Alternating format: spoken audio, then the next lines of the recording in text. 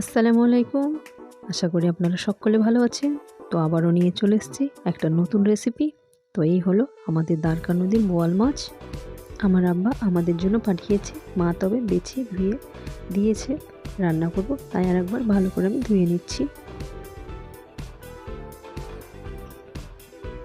তো মাছ আমার ধোয়া হয়ে গিয়েছে, তবে বোয়াল মাছটা আজকে আমি লাল এবং ঝাল করে রান্না করব, তো আপনারা দেখতে থাকবেন। এবার মাছের মধ্যে আমি হলুদ গুঁড়ো, লবণ আর দিলাম তেল। এবার এটা আমি মাখিয়ে 15 মিনিটের জন্য রেখে দেব।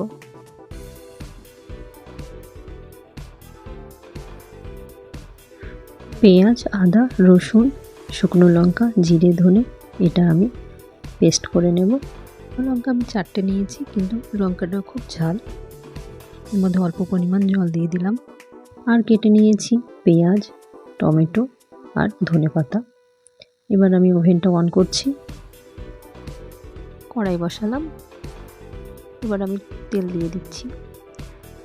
তেলের মধ্যে আমি অল্প পরিমাণ লবণ ছড়িয়ে দেব, কেননা মাছটা যাতে না লেগে যায়, সেই জন্য একে একে মাছগুলো দিয়ে দিচ্ছি।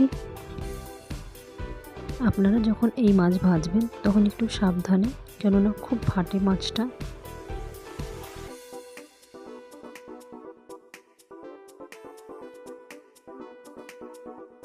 তো মাছের একদিক হয়ে গিয়েছে, এবার মাছটাকে আমি উল্টে দেব। তো মাছ ভাজা আমার হয়ে গিয়েছে, মাছটা আমি অন্য পাত্রের মধ্যে নিয়ে নিচ্ছি। এইভাবে আমি সমস্ত মাছগুলো ভেজে নেব। তো মাছ ভাজা আমার হয়ে গিয়েছে। মাছ ভাজা তেলে আমি আরেকটু তেল দিয়ে দিলাম। এবার দেব কালো জিরে আর তেজপাতা। পেঁয়াজ কুচি দিয়ে দিচ্ছি। এবার একটু নাড়াচাড়া করে নেব। এর মধ্যে দিয়ে দেবো আমি টমেটো। এবার একে একে মশলাগুলো দিয়ে দেবো। পেঁয়াজ, আদা, রসুন পেস্টটা দিয়ে দিচ্ছি।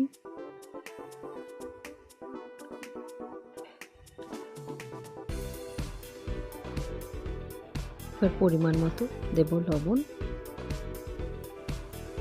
আর দেব হলুদ গুঁড়ো। কালারের জন্য দিয়ে দিচ্ছি কাশ্মীরি লাল লঙ্কা। এবার মশলাটাকে আমি ভালো করে কষে নেব। মশলার কালার চেঞ্জ হয়ে গেছে। এবার আমি এর মধ্যে দিয়ে দিচ্ছি ধনেপাতা কুচি।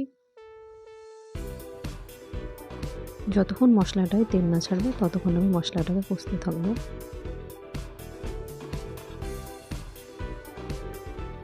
তো দেখতেই পাচ্ছেন মশলায় তেল ছাড়তে শুরু করেছে।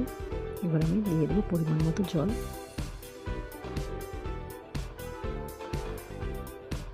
এবার মাছগুলো আমি ঝোলের মধ্যে দিয়ে দেব।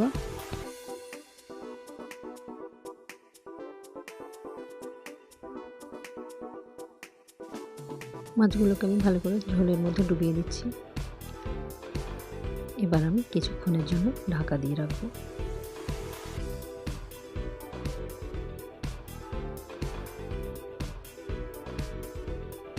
এবার দেখি মাছ হয়েছে নাকি। তো দেখতে পাচ্ছেন মাছ হয়ে গিয়েছে।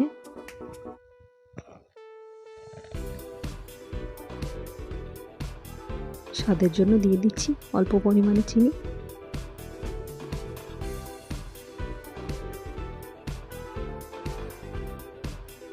এবার দিয়ে দিলাম শাহি গরম মশলা গুঁড়ো।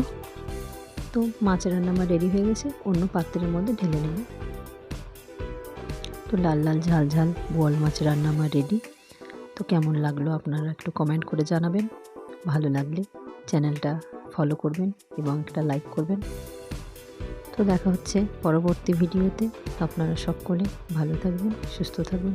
আল্লাহ হাফিজ।